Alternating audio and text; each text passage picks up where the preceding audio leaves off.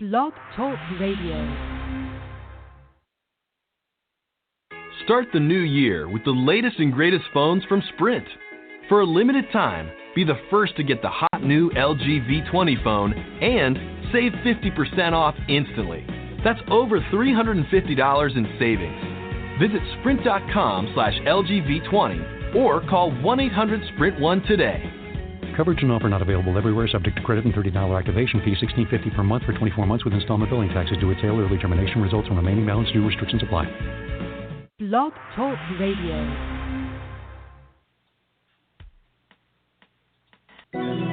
Franchise interviews. From Easton, Pennsylvania to Sydney, Australia, you're listening to Franchise Interviews. Franchise Interviews.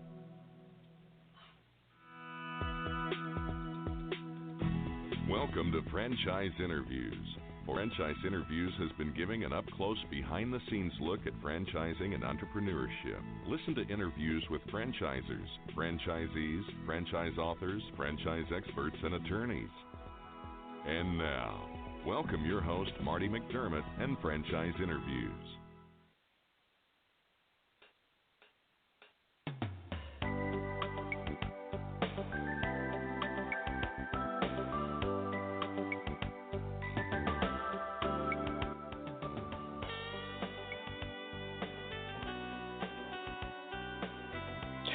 Hi everyone, and welcome to a very special edition of Franchise Interviews, where for over 10 years we've been asking the Franchipreneurs who own one. I'm your host, Marty McDermott. I'm the president of Franchise Interviews, and we have a great show today. We're meeting with Mitchell Levy, and Mitchell Levy is the AHA guy of AHAThat.com and CEO and thought leader architect at ThinkAHA.com. He and his team make it easy for corporations to easily create compelling content that help turn their experts into recognized thought leaders. I'm going to talk to Mitchell about that in just a moment on Franchise Interviews. So stick around because we have a great show.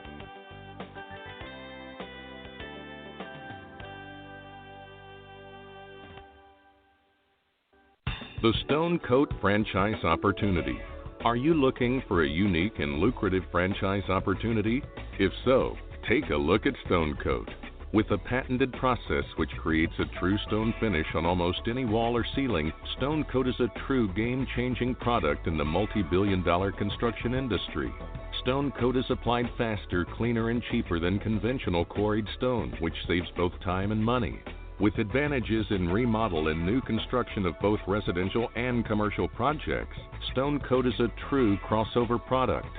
The Stone Coat franchise opportunity provides a low startup cost, low operating expenses, comprehensive training, ongoing support, and no royalty payments.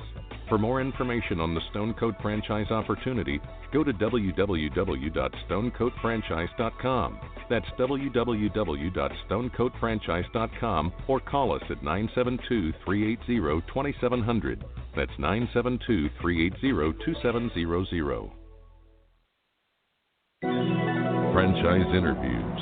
From Easton, Pennsylvania to Sydney, Australia, you're listening to Franchise Interviews. Franchise Interviews.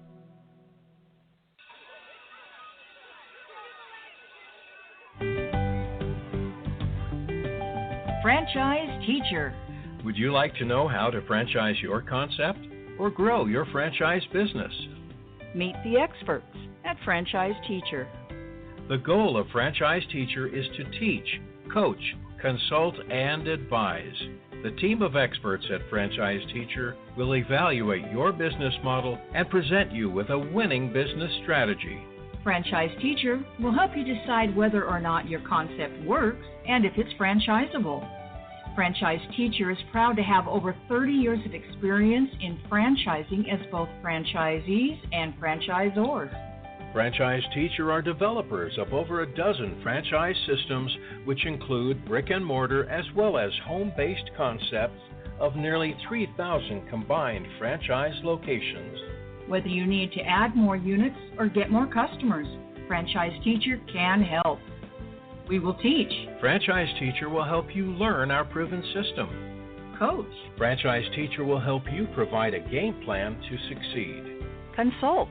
Franchise Teacher will make sure you stay on track. And advise.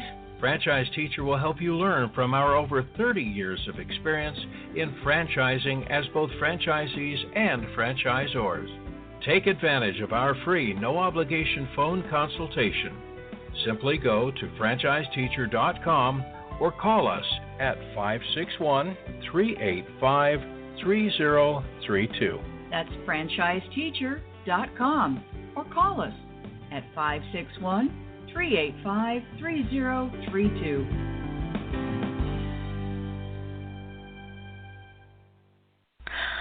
Hi, this is Connie McDermott, Administrative Assistant for Franchise Interviews, LLC, and you're listening to Franchise Interviews.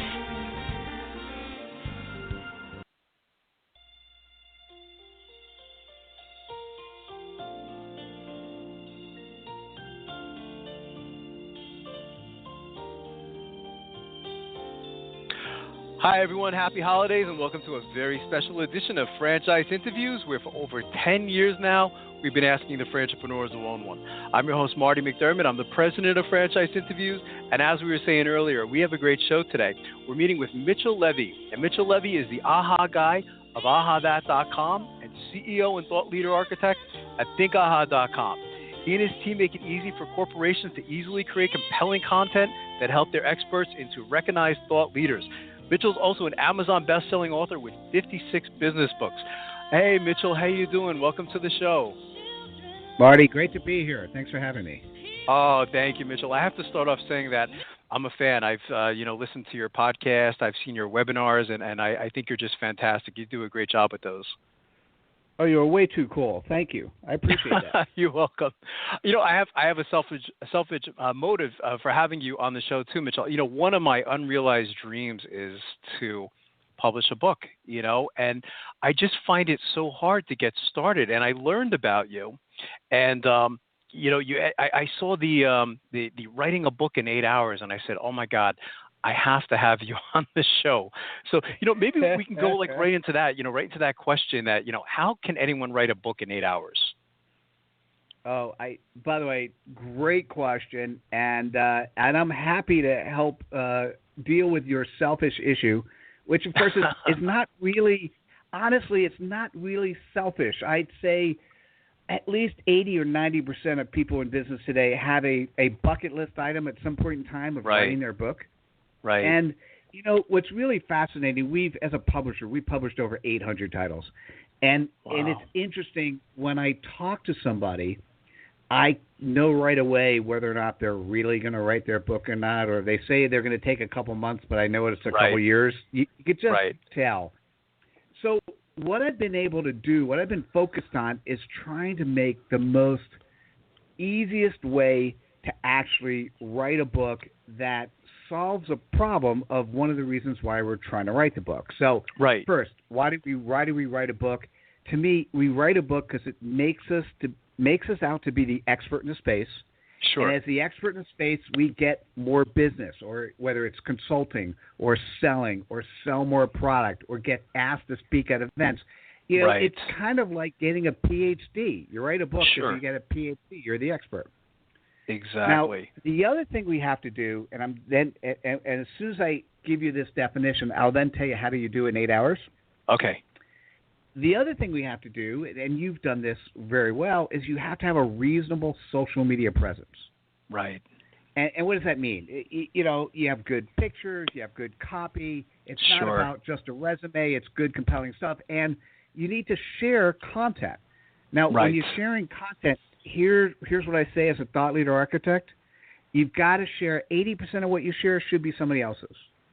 Right? Because what it does, it makes you out to be a people of the people, not a people of yourself.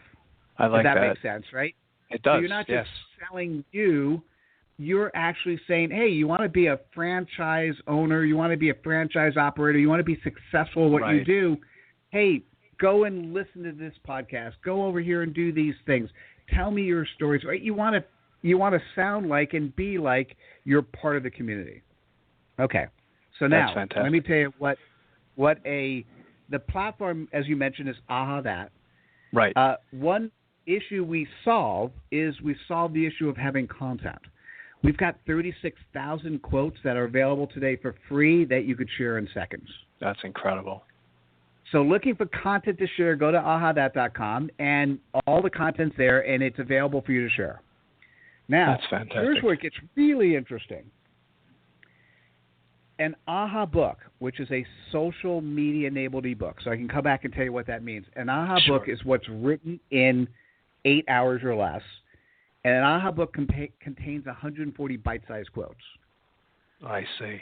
So when you write your AHA book, you now are added to that 36,000 quotes, and here's the cool part.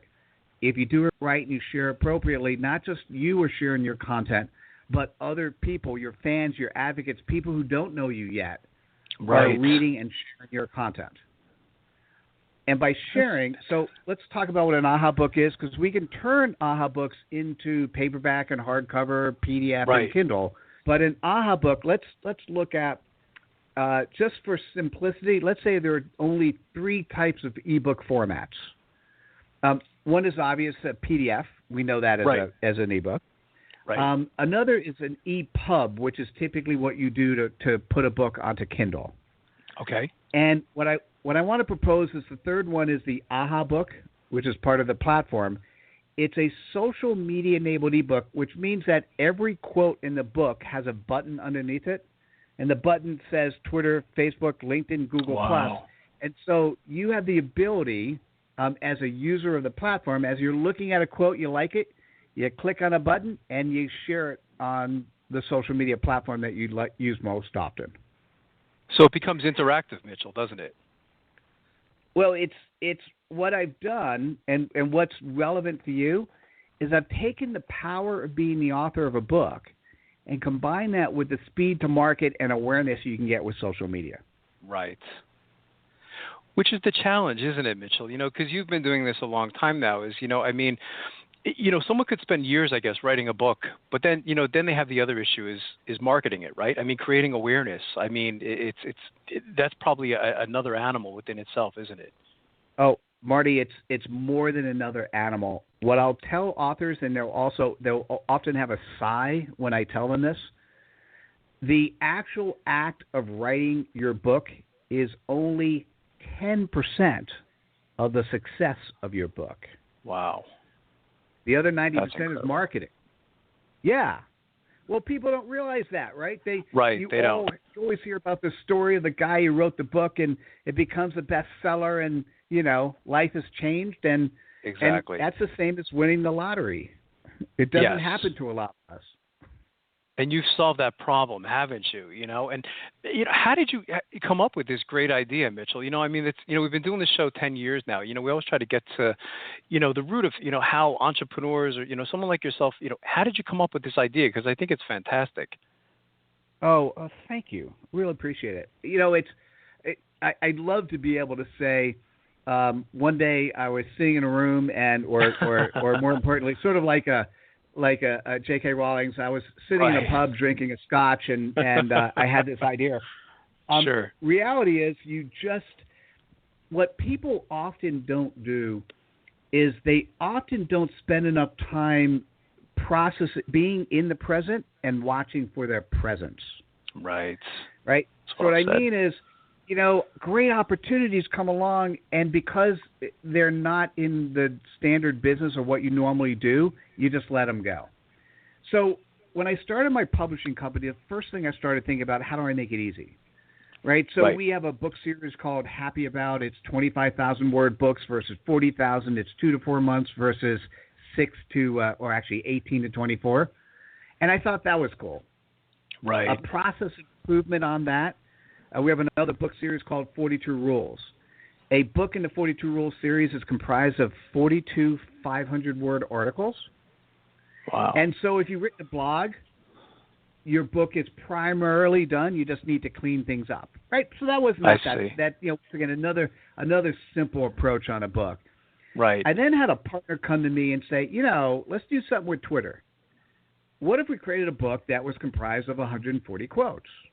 I'm like, well, that sounds interesting. And so we did that. We published about 60 or 70 of those. But I'll tell you the unclever part is, as a publisher, I required people to do the physical book first, and then I would create. We had an iPhone app. Then we would create an AHA. We'd create a book on the ebook platform. The iPhone app with their Think AHA book in it. And so I started consulting again 3 years ago. I became the first thought leader architect in the world, and I put on my thought leader architect hat versus my publisher hat. And Marty, this is when I had that V8 moment. It's like, why am I causing people to write a physical book, which takes more time to write, more money to publish, before they do the online book? Why don't we do the online book first? And and as soon as once you think of an idea like that, you go, oh, well, that's obvious, right? And of course. And so we got rid of the iPhone app and created a web-based platform called AHA That, and created processes around doing things quickly. So if you want to learn how to write quickly, if you go to AHAThat, AHAThat.com/author, that's where we actually have it. It's an 8-step process, and that's in amazing. those steps, I'll tell you about steps 1, 2, and 3. But in those steps, I actually have things that, regardless of whether or not you write an AHA book, there are 2 things that are valuable for you. Step 2, and I know I said it's an 8-step process, but steps 9 and 10 are also valuable. So step 2 is a single-page PDF on how to write a good AHA message. Wow. Now, given that we published 36,000 AHA message, and given that I've got 48,000 followers on Twitter and I've tweeted 23,000 times, I think I'm good at this. Sure, of course. So I created a single-page PDF that you have access to, and anyone does. And feel free to print it out, share it, do whatever you want with it, because it's my contribution back to you. The second thing is steps 9 to 10, as you can imagine, is all about marketing. Steps 1 to 8 is how to write and publish. And so it's a single-page PDF, and it has lots of tips and tricks. And now I say it's how do you market your AHA book, but honestly, it's how do you market anything that's a product or service that you have. Sure, of course. So guys, feel free, go to ahathat.com/author, and those are two pieces of content. You just go there, you download it, it's yours to play with. Now, the marketing Marty, is everything, isn't it, Mitchell? I was going to say the marketing is everything, isn't it, Mitchell? I heard you on an interview once talking about Donald Trump, and his success was pretty much based on marketing, wasn't it? Oh, crazy. Well, his success is based on a very fundamental tenet that politicians hadn't listened to before. Right. And the tenet is attention is more important than content. Interesting. Now, I'm not convinced I agree with this philosophically or personally, because I've got a big integrity bone. But what Donald Trump recognized is it didn't matter what he said. What mattered is the press was writing about him. Right. And then the other thing he did, which was spectacular, is he used modern-day marketing technology to actually drive awareness to his platform and get people who had a certain feeling to actually get a message that represented that feeling. Right. Now, you guys can do that. I'm sorry, go ahead. Oh, I was going to say, it reminded me when you were talking about Twitter, Mitchell, it's the success of Twitter, and then, of course, your expertise and your background in that, and the power of Twitter, don't you? It's crazy. It is. For those people who are franchise owners, here's what's interesting. Think about the franchise you're in. Think about the client base you have. Right. And if you have the ability to create a book that talks about the problems that your clients have, very easy to do. As a matter of fact, what's really cool, if you did it as a franchise, if you actually sat down, wrote an AHA book, and it solved a problem and brought you business, why couldn't you then sell that book or a co-authored version of that book to other franchisee owners in your company? Right? So very interesting stuff. And what we do, Marty, one of the things that's fascinating is we do the AHA book first, and an upgrade package is if you decide you wanted a PDF or a Kindle version, that's one upgrade package. Another is if you want a paperback or hardcover book. And depending on the franchisee, that the operation you have, sometimes handing out a hardcover book gives more credibility than you could possibly get in anything else. Right. And if it solves the problem, right? If it addresses the question or the problem, and you've got in there bite-sized solutions, by definition, you're considered the expert, and people want to talk to you and get to know you better and hire you. That's so true. That's so true. You know, we've been doing the show now 10 years, Mitchell, you know, and it's interesting. I mean, every interview, we've done 500 interviews up to this point, you know, and it's amazing. Everyone I talk to, you know, like yourself, I mean, they have this amazing story that I always feel like all of them, you know, should be sharing, you know, and I always say after every interview, I say, that's a book right there, you know, and you know, you just see the value, you know, in this type of service. So I think it's fantastic. Use the word a lot, thought leaders, you know, and it's I know it's tough to describe a thought leader in, you know, in a short period of time. But that's pretty much what you do. How can your audience become thought leaders, Mitchell? So a good way to describe it, a thought leader is the recognized expert in the space they play. Right. Right? So that's another way to think. The thought leader has so many words and associations. And if you really want to see, I've got a robust marketing 2x2 matrix of what thought leadership really is, and I'll explain it in a second. It'll take you about a minute. But if you go to the website Think Aha, so it's just ThinkAHA.com, I've got a tab there called Thought Leadership, and in that tab, I've got a definition of thought leadership. So I've got videos you're going to watch. I've got a definition, and the 2x2 for thought leadership is audience by content, right? So it's what audience do you have and what content do you have? And the way I'd like to explain it for anyone who's listening is when you hear the word thought leader, you think about somebody grandiose who stands up there and they speak and the world listens. That's not realistic in today's world. Sure. Thought leaders are people who are doing things like you, Marty. You are a thought leader. You're I'd rather call it an aha leader. You're an aha leader to an audience, helping provide content and value to the people who listen to you, who read you, who watch what you do, who you know, who care about you. So what the thought leader is, or in this case, what the aha leader, they have the right amount of content for the right audience. I see. Right? So I use the word right. Right? And what right means is, well, you don't have to, if your audience is not the world, if your audience is a block or a city or a state, it's you know, it's a different approach. And so it's the right content. So it's what does the audience you serve need? And once again, 20% is yours, who you've originated. 80% you're collecting from other people. No better way than collect from other people than doing a radio show or a podcast, you know, a podcaster, right?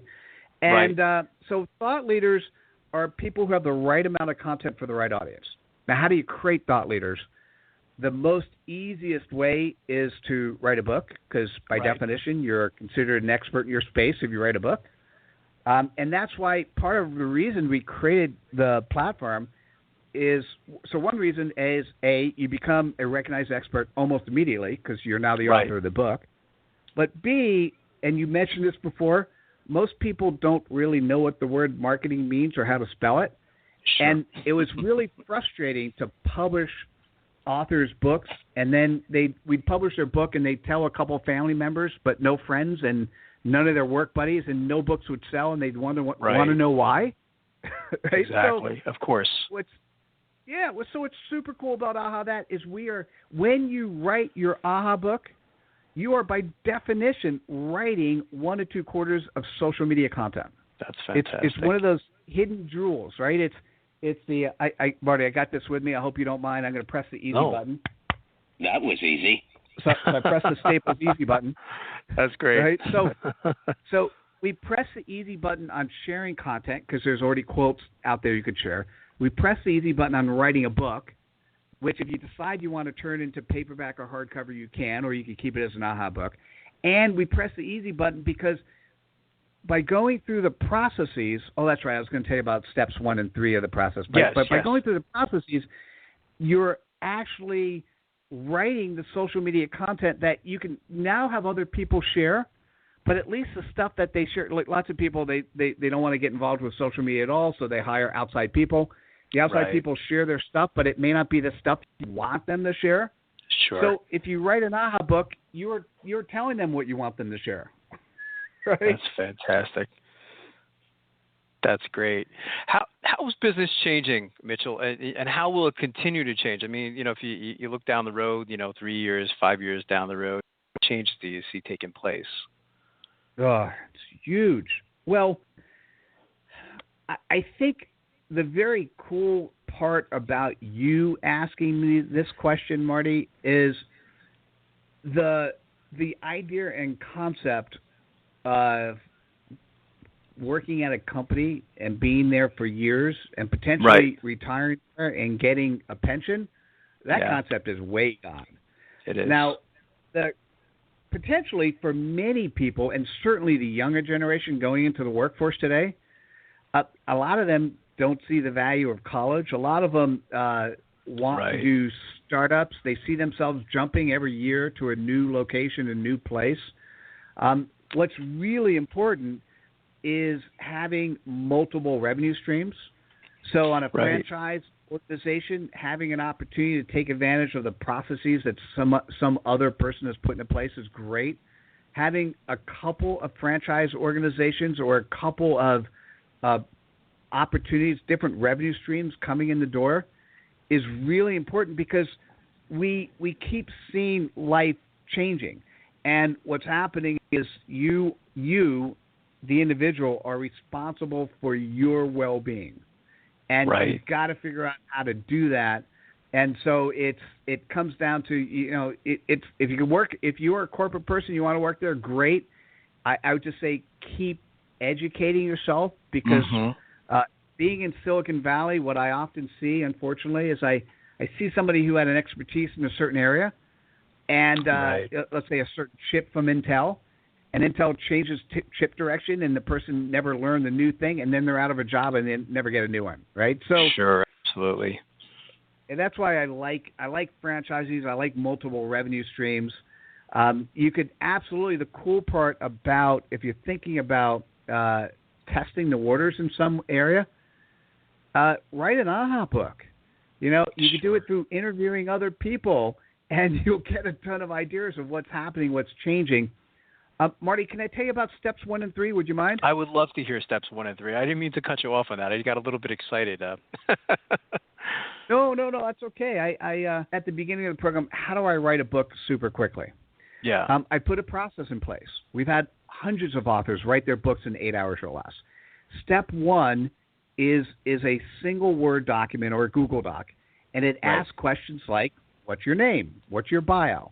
There are 2 questions that are really important, other than, let's say, the title of your book.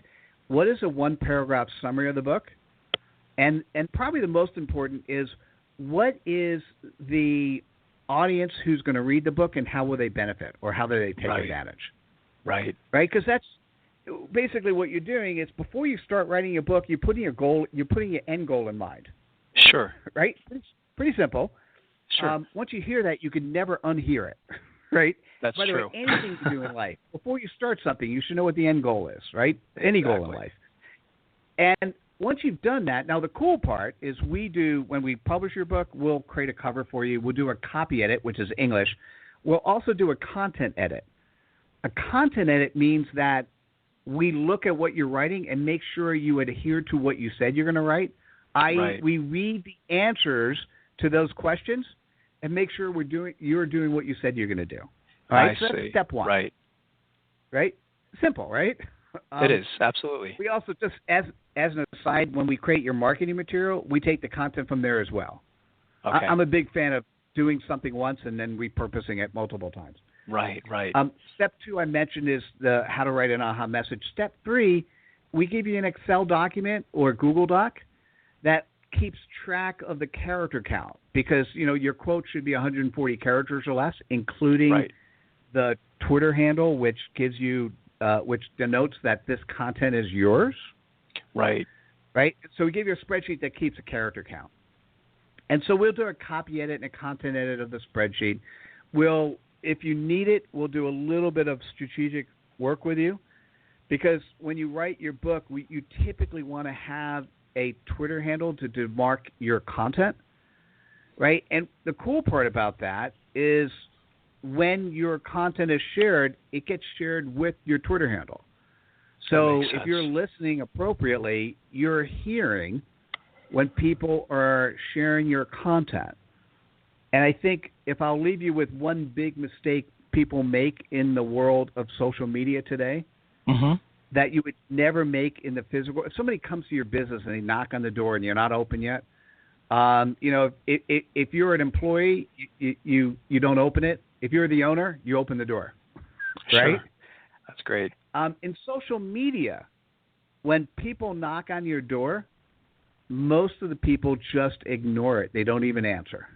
That's true. Right? And so it's not about what you share and super compelling content that gets people's attention. You absolutely want to do that. You should be spending your time in social media focused on when people touch your content, that you respond to them. When people tweet or retweet or rethink or quote the stuff you're doing, at the very minimum, every now and then you say thanks.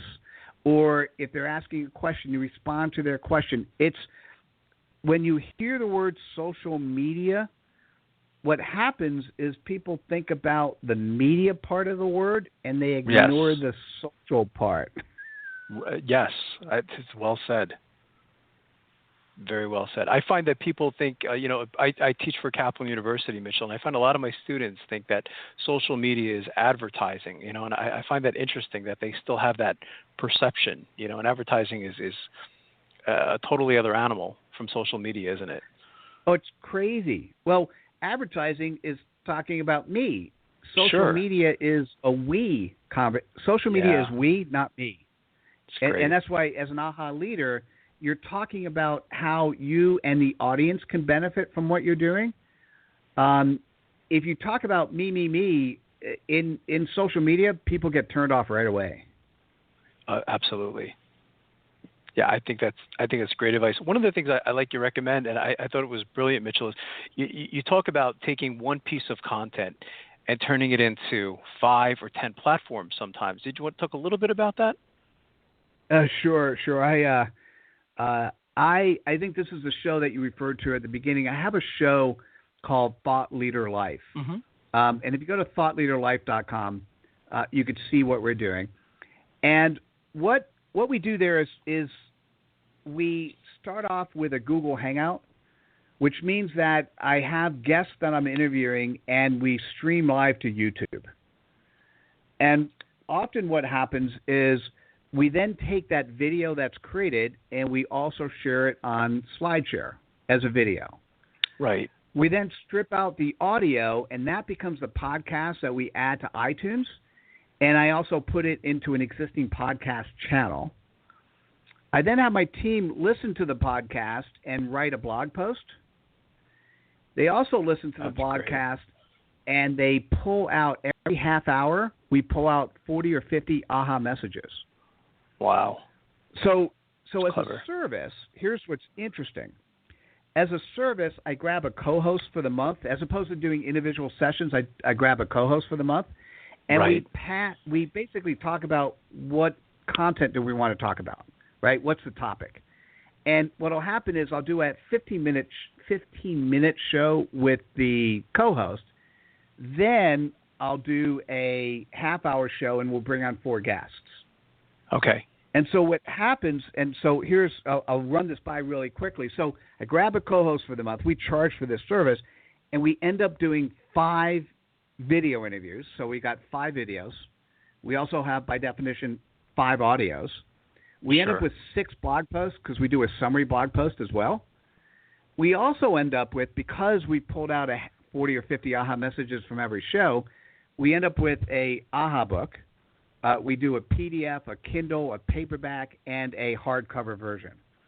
Wow. So largely, for a month, I end up with 21 assets. That's incredible. The videos, the audios, and it's just what's fascinating is people consume data in different ways. Right, But that's the end true. product, if I told you, if you were curious about cause marketing, I could tell you I got 5 videos you could watch, or you can go to the AHA book on cause marketing, and in 10 to 15 minutes you can learn a lot of the best practices. Now, what do you choose? Well, some people may go to the audio and listen on iTunes. It's 2 hours and 15 minutes, or other people may go and read the AHA book or the physical book. Right. That's fantastic. We're talking a lot about social media, Mitchell. You talk about how social media doesn't really have to consume your life, does it? You talk about how you can effectively use it 5 minutes a day. You want to talk a little bit about that? Because I think that's a fascinating topic. Well, I cheated a little bit by saying it before, so you'll now get what I'm saying spot on. Remember I talked about social media being about the social part. Yes. So if you want to do social media in 5 minutes a day, I swear, if you're not doing social today, first of all, let's step back. If you're not doing social media today, you have a choice. Are you retiring anytime soon? And if the answer is no, I would tell you that this is really not an option for you. Right. You've got to have a reasonable presence, and you've got to be out there. Why? Marty, if I met you at a pub or met you at a business meeting or a conference, the first thing I do before I interact with you is I go back to wherever I need to type in your name. I Google you and see what comes up. Sure, and of course. The social media companies have spent enough money and energy to make sure that if you're in LinkedIn or Twitter or Facebook, that your name's going to come up appropriately. Yes. And I'm going to see who you are and how you interact with your audience. Right? And so that's important. So you've got to do that. So how do you do it in 5 minutes a day? You first, when you wake up in the morning or whenever you can get to social media, you spend a minute. And in that minute, you share 1, 2, 3 pieces of content. That's it. And here's what I love about the AHA That platform. If you have an AHA book you like, if it's spot on, you just open up the platform, go to the last page you're at, and hit share 2 or 3 times. Okay? So now you've shared your content. Then go away.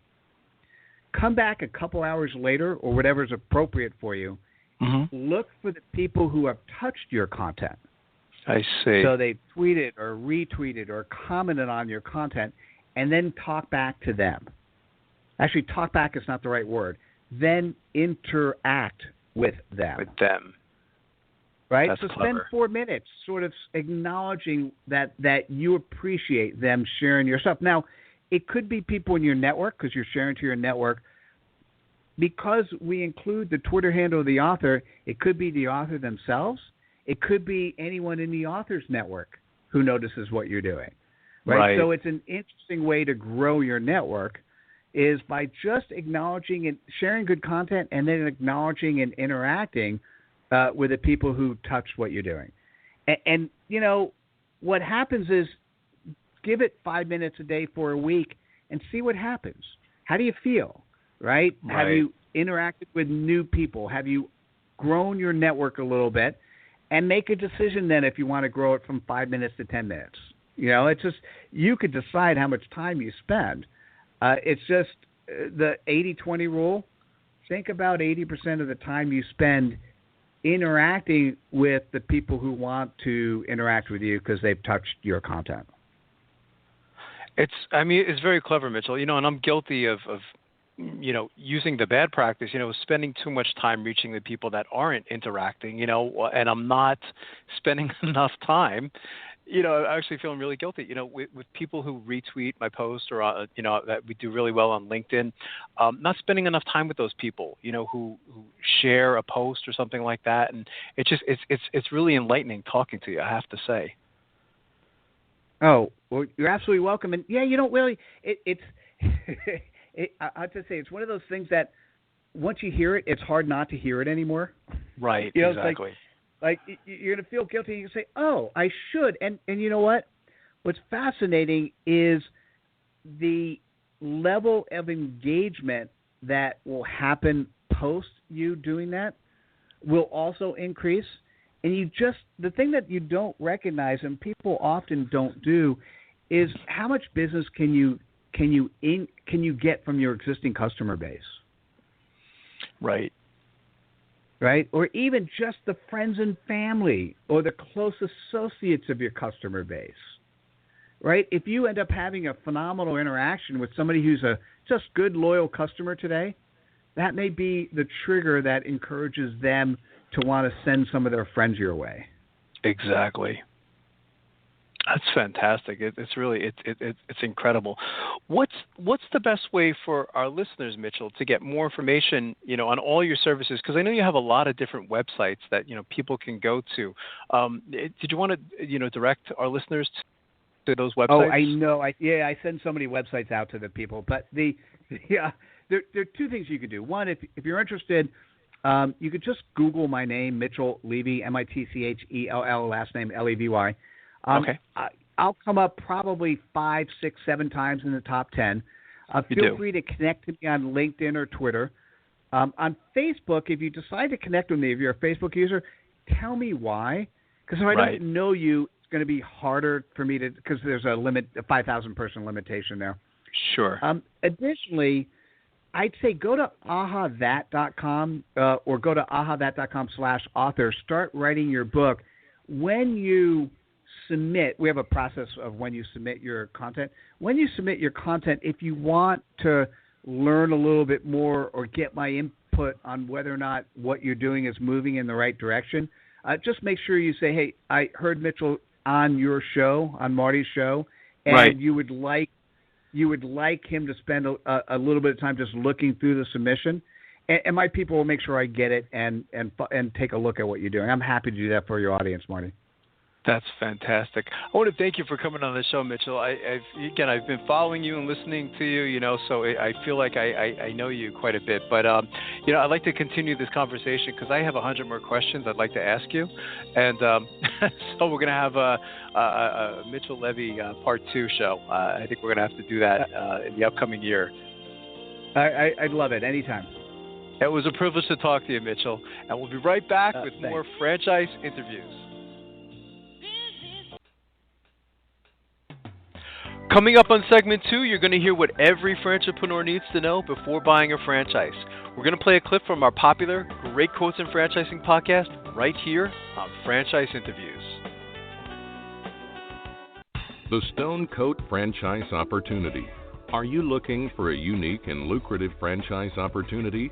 If so, take a look at Stone Coat.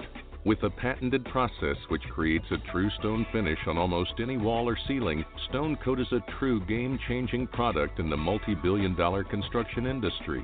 Stone Coat is applied faster, cleaner, and cheaper than conventional quarried stone, which saves both time and money. With advantages in remodel and new construction of both residential and commercial projects, Stone Coat is a true crossover product. The Stone Coat franchise opportunity provides a low startup cost, low operating expenses, comprehensive training, ongoing support, and no royalty payments. For more information on the Stone Coat franchise opportunity, go to www.stonecoatfranchise.com. That's www.stonecoatfranchise.com or call us at 972-380-2700. That's 972-380-2700. Are you looking for a franchise that delivers? Businesses will always need shipping, and for more than 25 years, loyal customers have depended on Unishippers for reliable savings and exceptional customer service.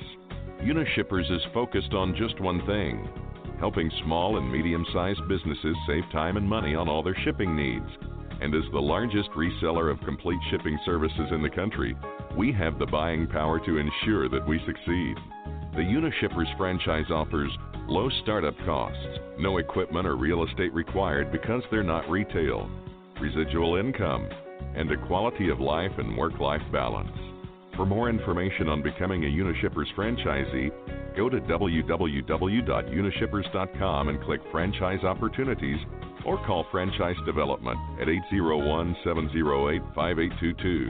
That's 801-708-5822.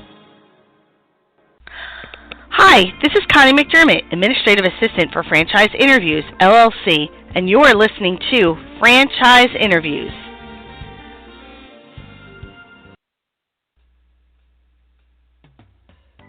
Hi, everyone, and welcome to another edition of Great Quotes in Franchising, where each podcast you get to hear a great quote in franchising. You know, we've been hosting franchise interviews now almost 6 years, and during that time, we've had some incredible quotes on the show. Today, you're going to get to hear from Carol Mercurio, and she talks about a subject that we talk frequently on the show, which is following the franchise system. She gives a lot of great other advice in addition to aspiring entrepreneurs, but I just thought her advice was fantastic. So here we go with Carol Mercurio, franchise consultants. It is, because success means different things to different people. Right. You know, there are people that could be very happy making $40,000, $50,000 a year, and there's others that would just never tolerate that. So you have to pick the right opportunity that's going to meet not just your personal goals, but your income potential as well. You have to like what you're doing, and most of the time that'll turn into making more money. So. Oh, definitely. And, you know, the truth is that franchising really isn't for everyone. You know, it's, Michael Gerber, you know, one of your guests who is one of my heroes, so to speak. Right. I love his book. I recommend his book all the time. Yeah. And as he says, you know, there's a difference between an entrepreneur and what he calls a technician. Oh, absolutely. So, you know, and we'll go into that if you want to move forward in Sure, absolutely.